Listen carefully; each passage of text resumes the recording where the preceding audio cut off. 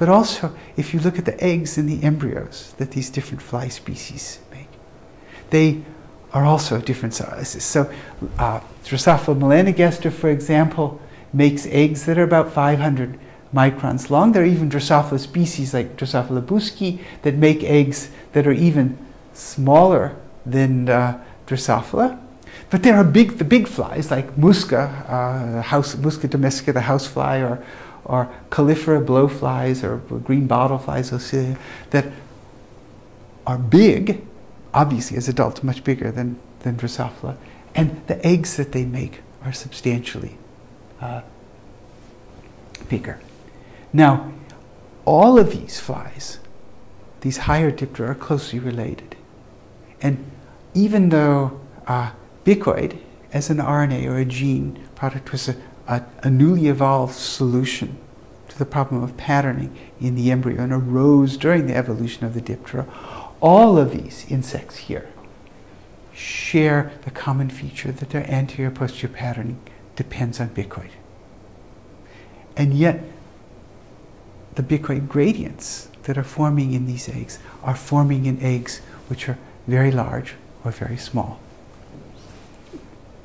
Now, one of the interesting features of all these eggs, though, is even though they're of different sizes, if you actually look at the development of these embryos, you can see that the early development is remarkably similar, in that if you go back and remember how early development in Diptera starts with fertilization followed by these nuclear cleavages in a syncytial embryo, and then a pause at 2.5 hours to form and then the syncytial blastoderm that then transforms itself by the formation of cell membranes between nuclei into a cellular blastoderm and a gastrula. That process that takes about 2 to 3 hours in Drosophila melanogaster is also observed in all of these other insects, and it also is observed with exactly the same time, 2.5 hours, the same kinetics.